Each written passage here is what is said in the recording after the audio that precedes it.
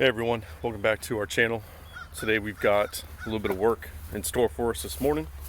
We've got some parts here that have been sitting in the shed for a while now, and we're gonna pull them out and get them set up and cleaned up and get them ready to shoot some primer on it. So let me get a little bit more prep done and I'll meet you on the other side of the intro.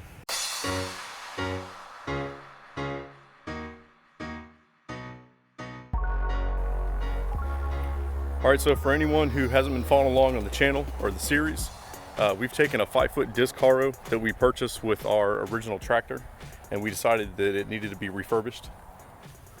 So behind me you'll see a bunch of the smaller parts that we've torn apart. We've already sent them through a blast cabinet and inspected all of them. Everything is in good shape. Everything is clean. Most of the rust has been removed. And today we're going to be shooting on a layer of primer coat. I am not a professional painter whatsoever. I have done some painting in the past, and I feel pretty confident in doing this. I would not go out and paint a show car. I would not go out and paint my own car. We are going to be using some Rustoleum oil-based products. You can find them at Lowe's, Home Depot, Tractor Supply, anything like that. They're sold in the gallon and quart size. I kind of got a good idea of painting this way versus using a rattle can from a guy. He's got a YouTube channel which I'll list up above here. I believe his channel was United States of Build, or like US of Build, but he's got a lot of great projects that he works on in his backyard. He's also got a cool looking old Ford pickup truck that I thought was really interesting. But he's got tons of educational resources on the type of paint and the mixture ratios and everything that we're doing here.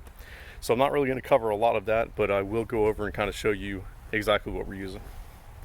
So let's start with the actual tool. It's going to be your run-of-the-mill $15 purple color handle Harbor Freight HVLP sprayer. Inside the shed over here, which you probably can't see because of all the stuff is in the way, we've got a rigid compressor set up. And let's see. So this is the primer that I decided to go with. This is a gallon jug of it. It is made by Rustoleum, and I did find this at Tractor Supply. I want to say we picked it up for like $30 on sale, so I thought it was a pretty good deal. Also picked up one of these. I've never used one before, but pouring from 1 gallon into these mixing buckets here. These mixing buckets right here have always been a real chore. So I'm hoping this little spout that I got will do the trick and help keep it as clean as possible. So I've got myself a little stir stick over here on the other side of the 1 gallon bucket. And to thin everything out, we're going to be using acetone. I did have to do some research because I don't believe anywhere on this gallon bucket here it says that you can thin with acetone, but based on a lot of boards and even Rustoleum's website, acetone is a good thinner. So I'm going to mix a big batch here as much as I can fit in the gun, and I'm just going to get to spraying as much as I possibly can. Alright, so we got the hopper filled up here. We've got our pressure set at 20 psi. We've got 20 ounces, which is mixed at a 4-to-1 ratio. It's going to be 4 parts of the primer and 1 part of the acetone. So we're going to go ahead and start over here on this side and just work our way down the wood. We're only going to get 1 coat in today and let everything set up for about 2 hours. If we get some time later this afternoon, we're going to flip it or move it around to the other side that isn't painted and get a second coat on there. So let's get started.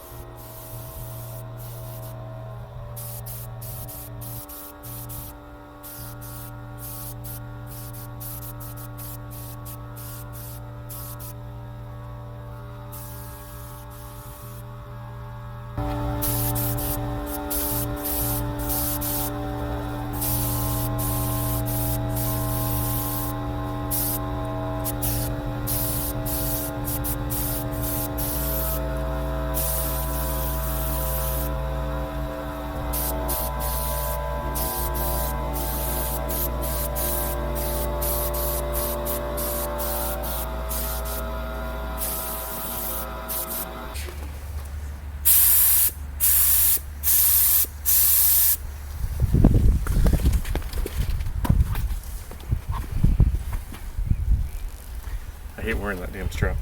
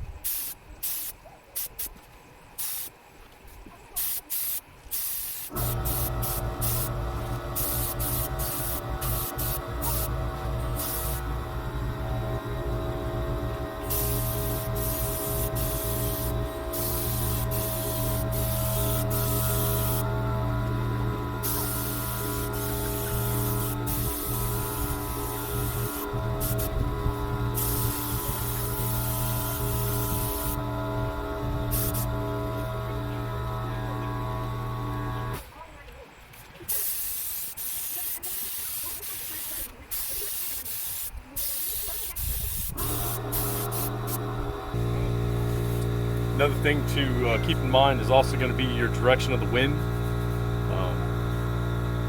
You want to try to minimize as much overspray as you can, either on the material that you're painting or also things that you have around you.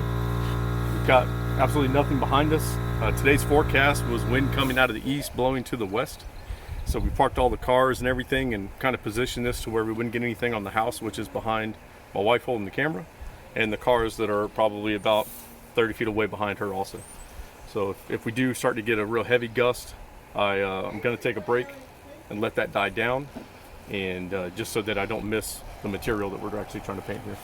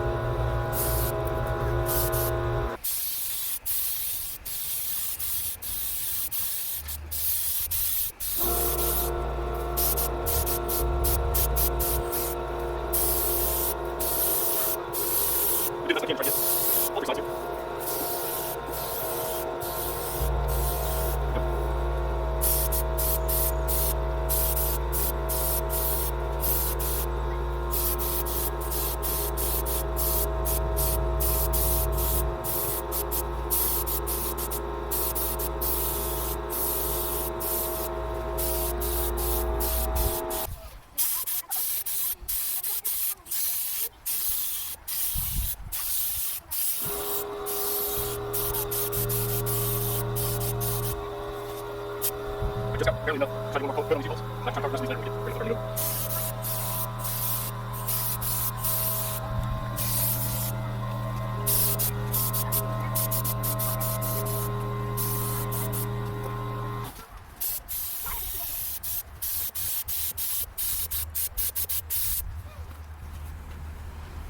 See anything else needs to be painted?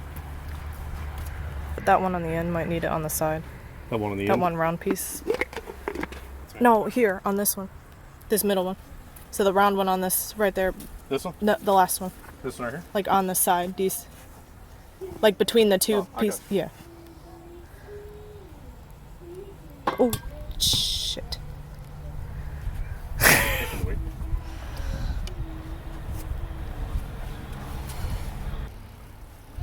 Alright, so that'll do it. We don't have much paint left in our hopper. We're going to let everything dry up here, and we're going to go back and inspect it in just a few hours, and we'll see you then. Alright, so 2 hours has gone by, and we're going to go ahead and get the second side, or the pieces we couldn't get the first time painted. Last time I mixed up about 20 ounces, and that was a 4-to-1 ratio. So I just want to go over and kind of show you how we're going to be doing this. Well, I've got our little measuring cup here, and we're going to be mixing 15 ounces instead of the 20. And the reason I went with 15 is with a 4-to-1 ratio, that'll give us 4 parts of primer to every 1 part of acetone. So we're going to have 5 ounces each time we pour them together. If we do that 3 times, that gets us to 15. It's just mathematically easier to do.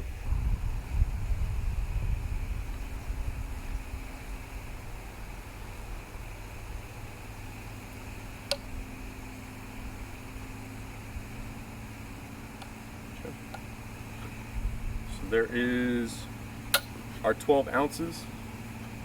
And then we're going to bring this just underneath our 16 ounces, about 3/4 of the way.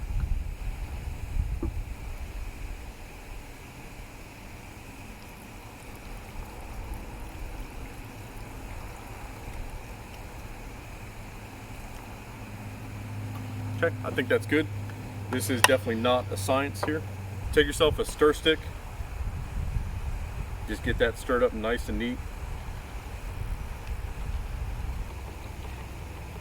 Also, one other thing I want to touch on. These little filters right here, I don't remember how much they cost. You can find them at any hardware store. And they really do make a world of difference if you've got some paint that's been sitting on the shelf for a while and may have built up some chunks inside of it. And let's just say you didn't do that great of a job stirring. This filter right here has got a fine enough mesh where it's going to really hold that stuff back and help you get a nice good coat of paint on whatever it is you're working on.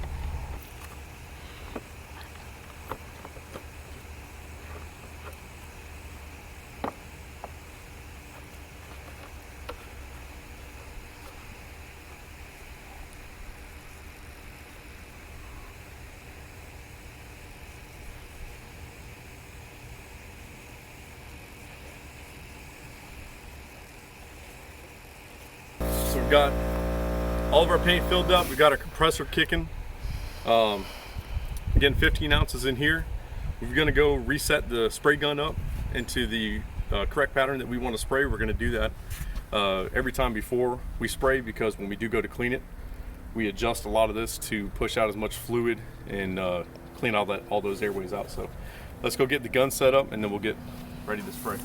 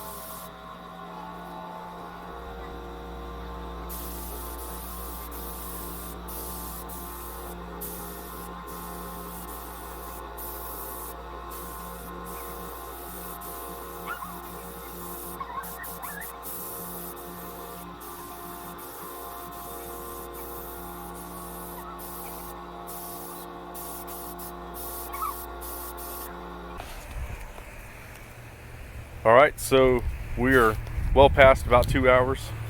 Girls are all done with their schoolwork, and we're ready to go ahead and call it quits for the day and wind down and get ready for dinner. I'm not too sure if I'm going to trust the weather report today or for the rest of this evening. So instead of leaving this stuff out overnight, I think what we're going to do is take a piece of cardboard and throw it down on the floor of the shed and just get everything stacked on top of that cardboard so that it doesn't ruin the finish. While we've got a moment, we still got some daylight, let's just do a little flyby of everything and see how it all came out.